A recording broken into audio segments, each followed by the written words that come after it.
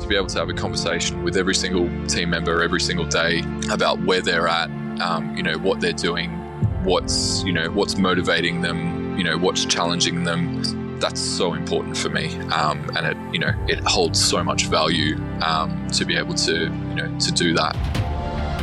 This is the Deep in the Weeds podcast. I'm Anthony Huckstep.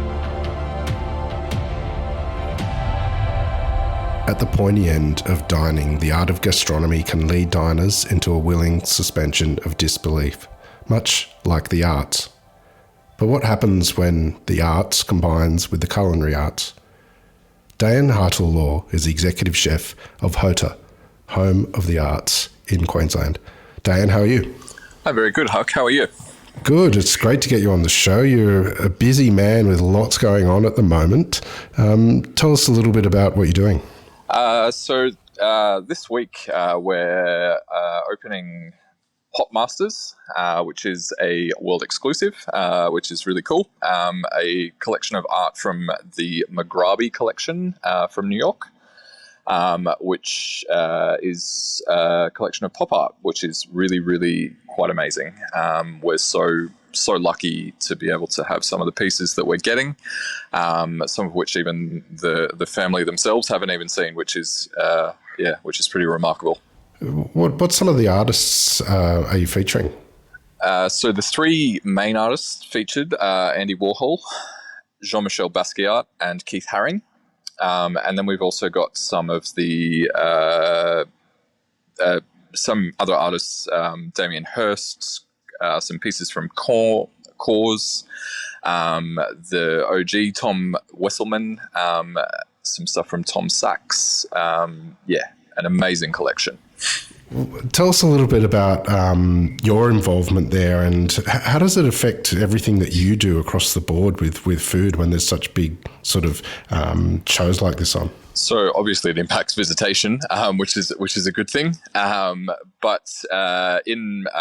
So we've got multiple venues on our precincts, but in our, the jewel in the crown palette, the food program is directly influenced by the art. So whatever we're running in our major gallery, or our main gallery rather, is directly, the food is directly led by that. So we work with our curatorial team before we put the art on the walls, to get an understanding of the vision of the show, to get a vision of the art that's going to be there, and we either we look at literal, we look at lateral, we look at understanding what is going to to be able to be influencing what we're putting on the plate.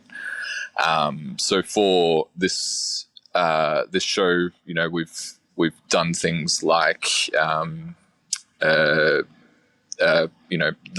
cause, I think, is the one that's standing out the most for me at the moment, in that the X in the cause eyes. We've got this locally sourced duck that we're creating a pie for, and then the pie is going to have those nice little cause X's on it, and then another dish that we've got is locally caught seafood, or aquaculture seafood. We take 4, whatever's caught in the week, and then we present that kind of in that very Andy Warhol pop art style in 4 different presentations. Such a fascinating approach. Tell us about that Warhol dish, and how do you go about the sort of creating the dishes, and what's the process? So we actually started this one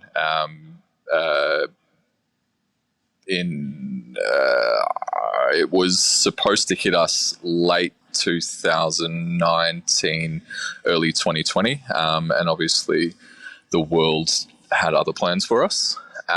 This menu actually we've been developing for 3 years, believe it or not.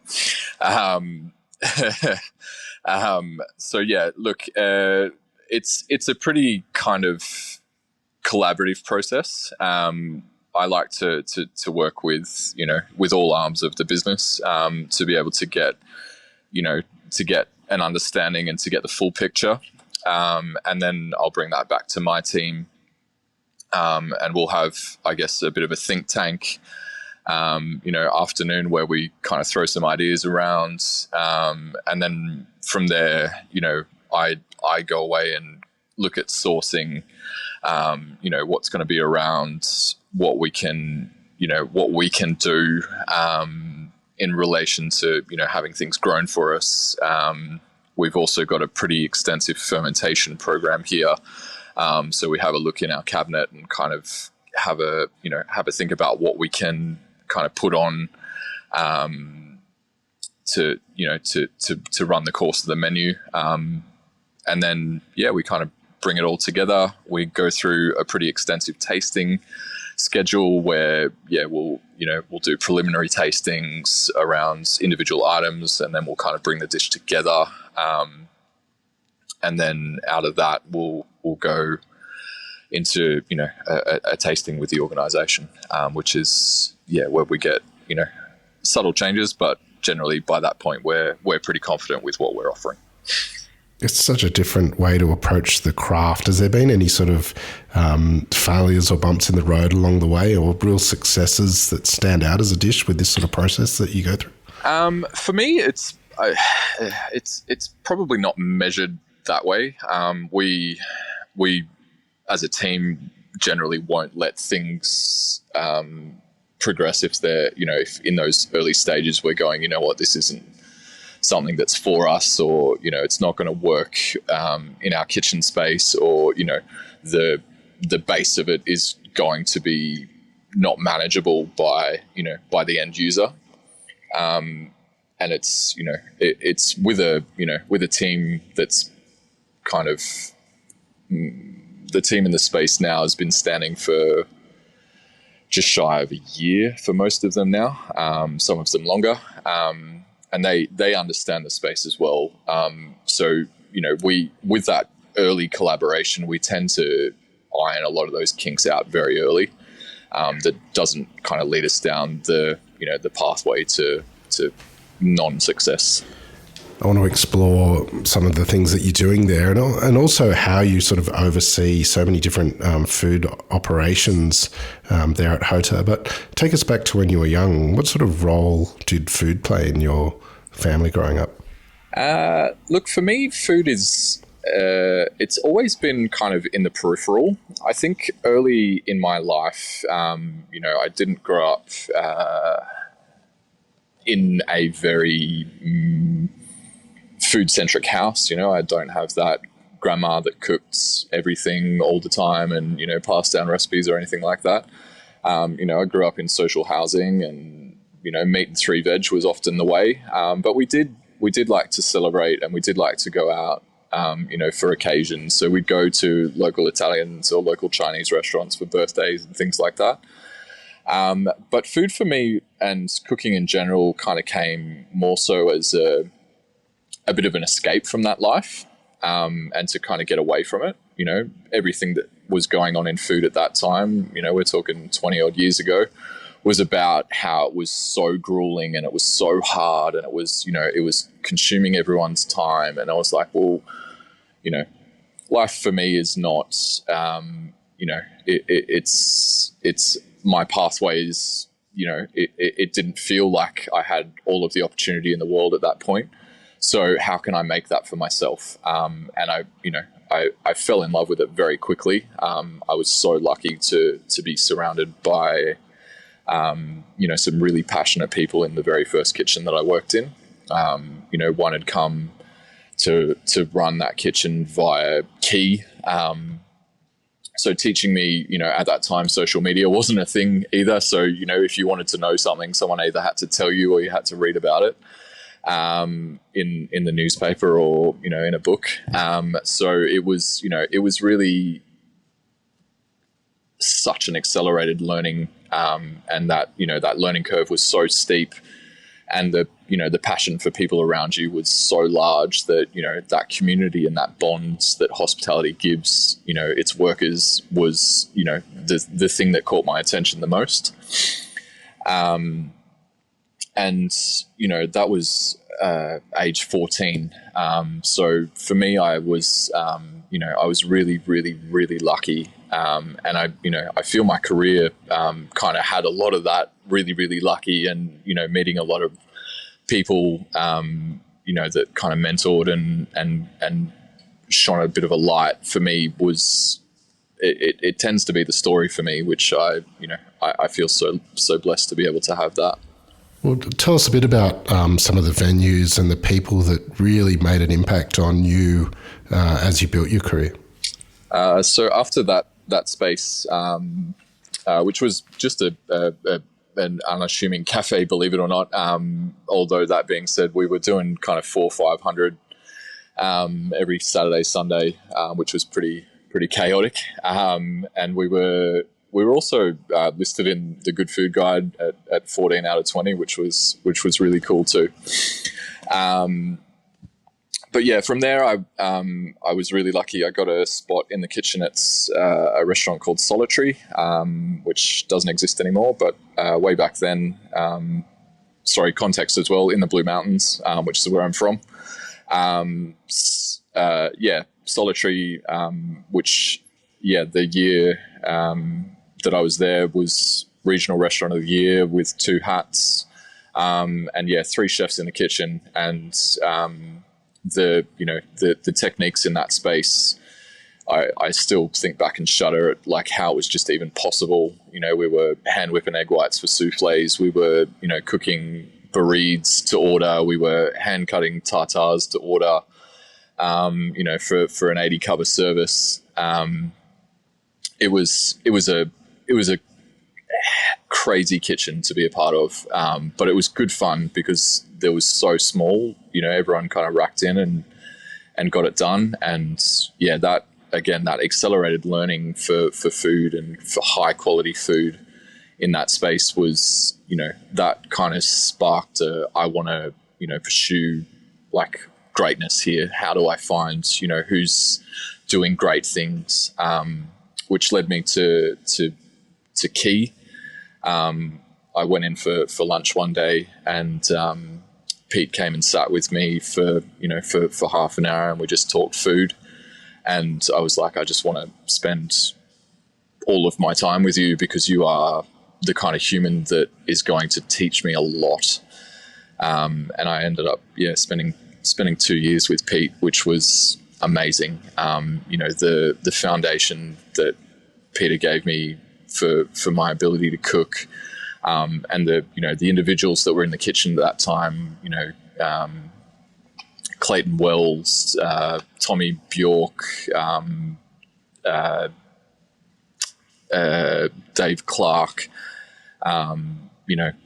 heaps more, Christopher, stacks of chefs that are now doing amazing things. Having the pedigree of those around you as well just informs everything that you do, and, helps you to hold yourself to a higher standard. And, the food that we were putting out at that point, I think we were listed at 28 on the world's 50 best restaurants. And, that was back-to-back Restaurant of the Year for Gourmet, for Sydney Morning Herald, for everything. Like it was an amazing thing to be a part of. And as I said, the foundation as a young chef to be able to be in that space and to be mentored by those people was incredible, and feel so very lucky to have been able to do that. You spent a bit of time in Melbourne as well. What was that experience like? So Melbourne, moved down on the back end of a cyclone, which was not a fun thing to do. Melbourne running Albert Street Food and Wine when I first arrived was an interesting thing to enter into after the teams that had been there before me. But also just an introduction to a city that I'd never really had anything to do with. I'd never travelled to Melbourne until I moved down there to run that space. And it works a lot differently to Sydney, which was a steep learning curve in itself. there's a lot of, I guess that, people that will just come to you with things and go, look, I've got this, do you want some? Was a really cool thing to have. It never really kind of occurred in any of the spaces in Sydney. We tend to, go to individual farms, or we'd go to, to wholesalers. So to have that was really cool. And there was, people that would come through the back door, having gone and foraged pine mushrooms, or, having gone and shot a deer, or, those kinds of things. It was really actually quite great. And the people in the space prior to that had kind of fostered a lot of those relationships for me, which was really cool. But yeah, some stuff with the people that kind of invested in that space had happened, and they elected to close. The relationship fell apart, which was unfortunate. And I don't remember if it was advertised or if I just kind of went, you know what, I want to be in that space. I think it was probably the latter. But yeah, I threw my hat in the ring to go and take a leadership role at the press club under George Columbaris, which at the time the space was a 10-table restaurant with a test kitchen, and that space was remarkable.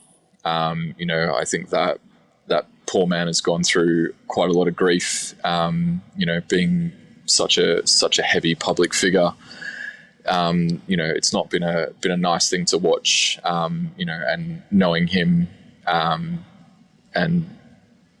what he sets out to put into the world versus what was being told that he was putting out into the world were two very different things, which is never nice to see. Because he not only with me, but anyone, was so willing with his time, and what he puts into the industry, and what he, his vision and how he sees the industry is so different to that which is, again, kind of portrayed, which is really sad, because it's not nice to watch that happen to someone, let alone someone that you know. You spent some time at dinner by Heston as well. What was that kitchen like compared to others you had worked in? I still remember the very first day I walked past a roster, and prior to that, I think the biggest kitchen that I'd ever worked in was Quay at I think in peak was about 30. The roster at dinner was it was anywhere from 100 to 120, with kind of a lot. But I mean, it was fully booked for months on end, and fully booked for that space was 180, which you just need manpower to do that. The process, everything in that was, people often ask me, when are you going to pull out a Heston dish? And it's like, well, probably never, because they're Heston dishes. But, I think when you work in spaces like that, it's not necessarily about, I'm going there to, to rip off a guy's life's work. I'm going there to learn, how the pinnacle of dining does things, and to be informed by process, to be informed by technique, and then to be able to then take those processes and techniques and implement them into things that you do later on, which I think my entire journey has been about that, but I think for some of the stuff learnt in those spaces, or in dinner in particular, it's about that real rigor of, you're doing, let's say you do of that 180, your role in that is, my time there was spent on garnish. So, my role in that was producing the garnish for all of the mains that we serve. So, it's a pretty safe bet to say that of the 180, at least 160 to 170 of them are going to have a main. So, what is your role in that, and how do you then, ensure that what you're doing and your role in that is to 100%. And, learning some of the processes in there, and again, being surrounded by mega talent everywhere. I still can never get over the fact that there was, the pass in that kitchen was at any given time 6 to 8 on the plating side of the pass. And then there was 2 to 3 on the, on the calling or the expediting side of the pass, which is, I think anyone would kill for that kind of labor in their kitchen. We, in regional dining here on the Gold Coast have, someone who does, mains, and that is they cook, plate, and, and do all of the mise en place for it. And then, comparable to a kitchen like that, it's, chalk and cheese, right? I know you mentioned that, you would never sort of steal any of his dishes and things like that. But, his approach is really lies in that sort of suspension of disbelief and creating things that aren't as they seem. Has that knowledge that you've learnt been a tool that you've used with your approach, when you have an exhibition on and you're creating dishes? Yeah, look, I think his ideology when it comes to food is to dig a little deeper, is really the core or the the essence of Heston's approach to food. And I think that really does inform how I approach things and how I kind of get my team to approach things as well. It's like, let's not just take it on face value here. Let's look at if we're doing, the example I'm going to use is we make a series of different soys in-house. And it's like, so, we end up obviously with the soy at the end of it. But there's a pulp that's left behind. There's there's spent grain there that we can use. There's, how do we influence the flavor a little bit differently here? And to really just always continually ask questions of ourselves and of the products. Is there a byproduct that we're getting from this that we can utilize and that we can influence our flavors by? I definitely think that that's something that that has probably come from that space, subconsciously. How did the role at the Home of the Arts come about? So it was because of the Home of the Arts is a city funded enterprise. It went out to market, and I at the time when it went out to market was working at the Star on the Gold Coast and running an Italian restaurant in the space, which was a little bit away from where my career trajectory had taken me. Excuse me, sorry.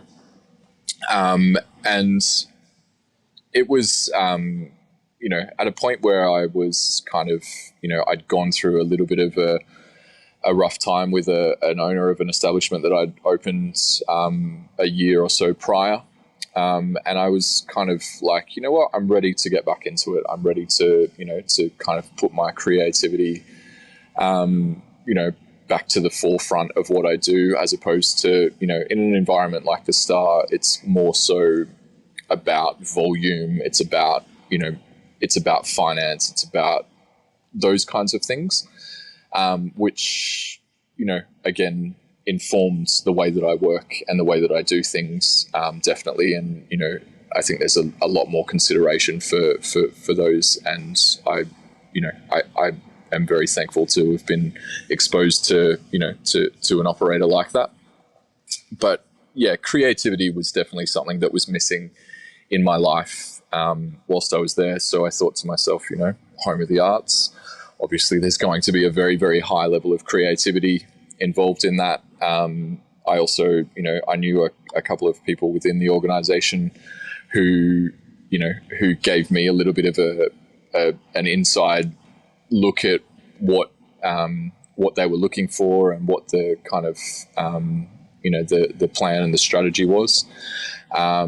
So I put together a bit of a package around, what I would do if it was me. And,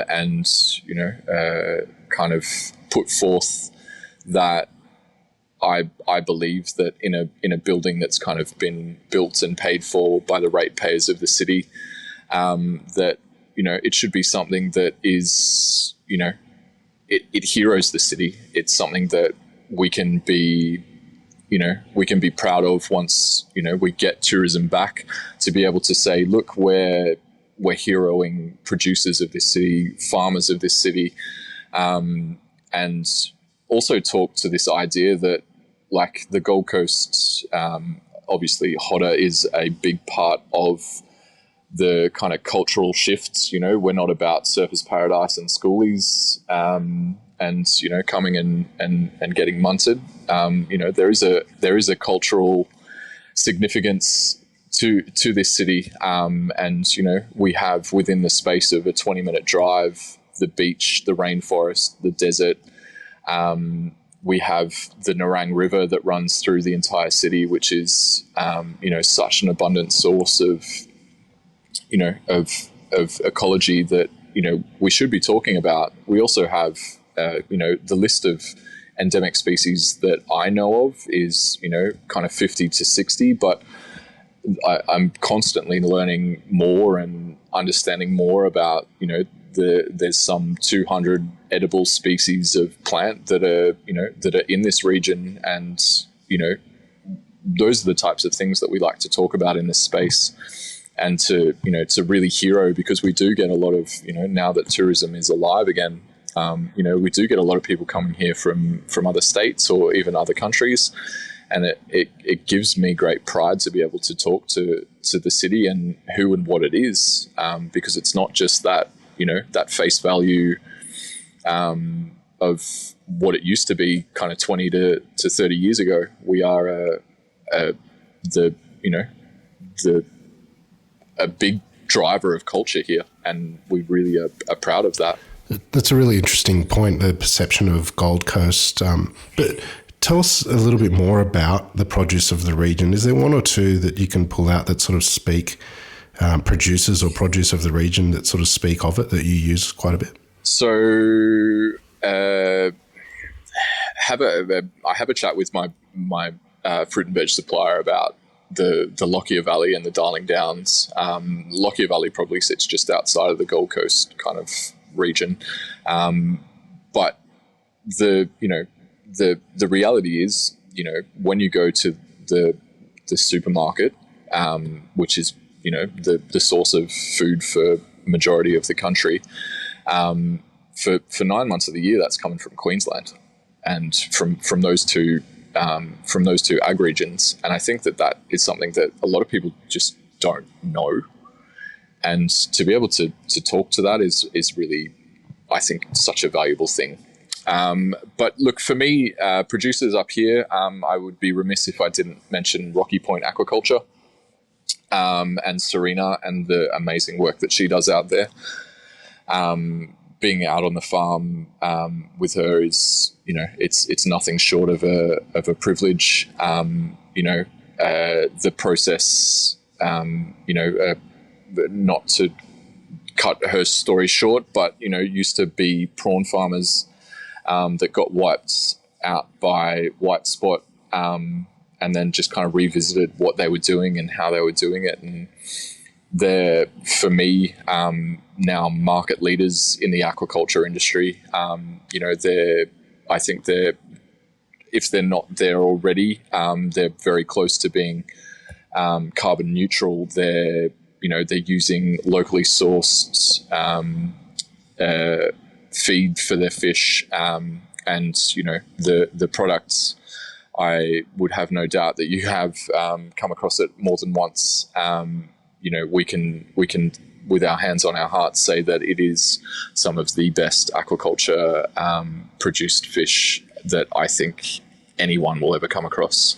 The cobia, I know, is just about to hit the marketplace, and everyone wants it. I had a pretty funny conversation around it last week around just how much and how long it was going to last for, because everyone wants to put their hands on it. I think Delicious listed it as the gold medal winner for last year, and there's some great stories and some great the product speaks for itself, but the story along with it, to be able to say that market leading, it is literally a stone's throw away from my restaurant. It's a beautiful thing to be able to use, and it's a privilege for us. You're now overseeing multiple food spaces and concepts as well. How do you manage all the different sort of food offerings and concepts? Do you have a core set of principles that you operate by? Yes, and there's quite a few. And it's, I think it's that that really, it's an inward reflection sometimes where you go, what are we ticking all of the boxes that we set out to tick?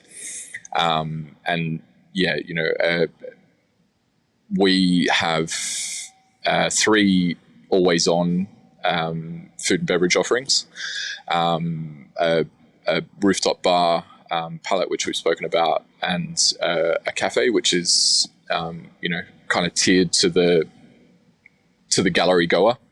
So the gallery goer, or the people that are visiting our site, have multiple options at multiple different tiers. We also have a pretty extensive function and event space, which is again,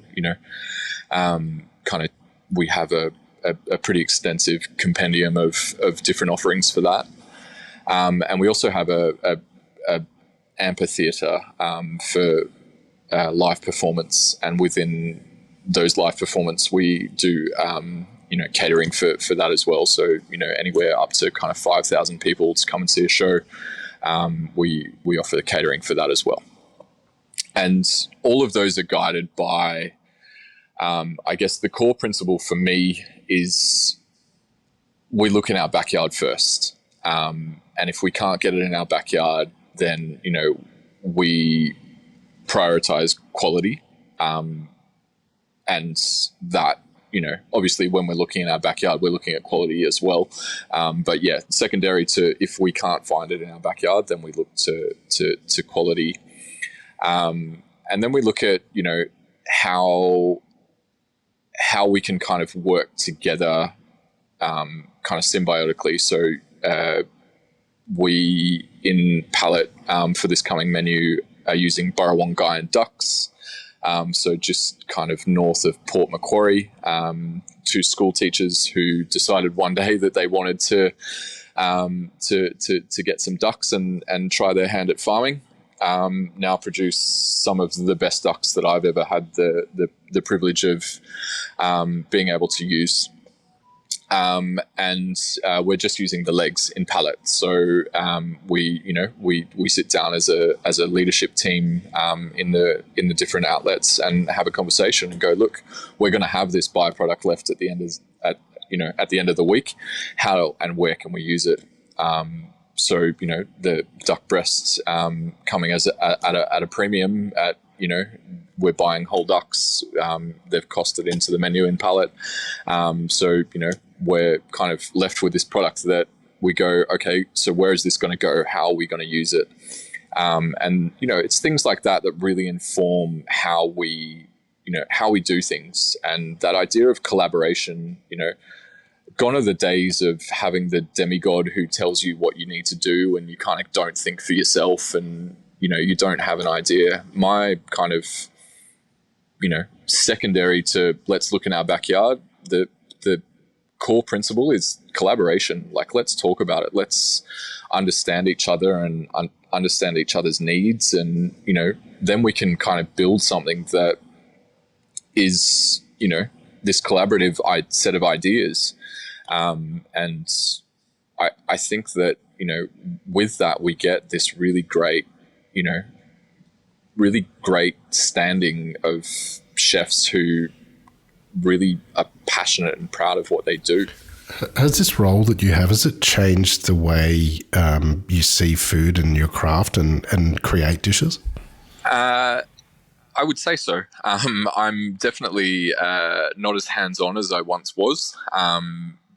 That being said, I think, if you were to ask, 10 executive chefs how many hours a week they spend on the tools, I still try and make sure that, mine stays on the tool-heavy side of the week. But I'm definitely not as, not as much as I once was. Definitely not running lines or, working on the line like I used to. But I think, we're in this world that is very different. We probably see once every couple of weeks, if not every couple of months, something about, how the hospitality industry is changing and how it's varied and how it's so horrible. And I don't think that that's necessarily true. I think that it's still this beautiful industry filled with people that are so driven and so passionate about what they do and what they want to do, that sometimes you just have to harness that. And, whilst there is a very high level of creativity and there's a very high level of, of procurement and things like that are involved in my job, I think one of the biggest parts of my job, and it's the thing that gives me such a great deal of joy, is, I see my job as being more a facilitator. So I'm facilitating my staff and, giving them what they need to be able to produce greatness. And that,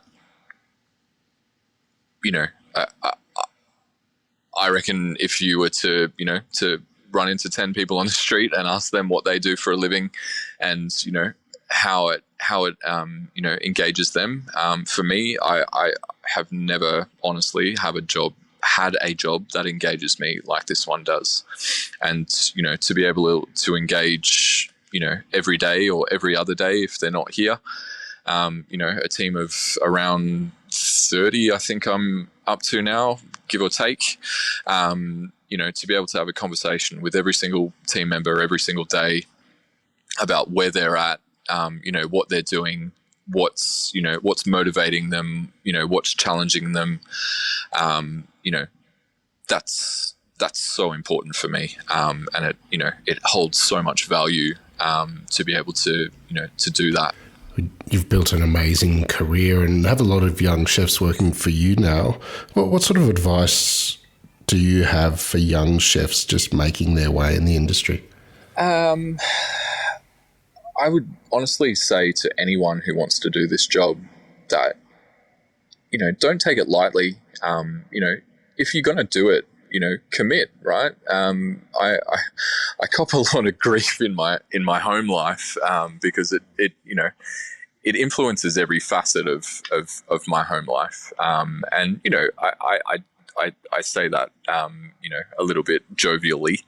But the reality is I'll be, on a day off sitting on the lounge room floor playing with my 2-year-old, and, on the TV screen behind her is going to be, a YouTube clip of, a restaurant around the world, or, someone who's doing something, differently with a chicken or something, to kind of continue my brain thinking about how we can do things. And, don't get me wrong, 80% of my attention goes to my daughter, but there's still a small amount of my brain space that's kind of going towards continuing to better, myself and my understanding of the craft and, what's going on in the industry.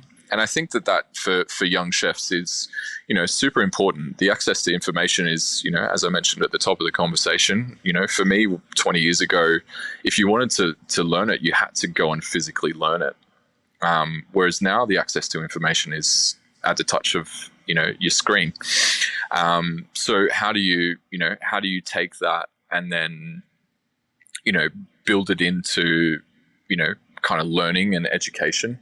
But I also think that idea of, what it was 20 years ago, I think is still super important.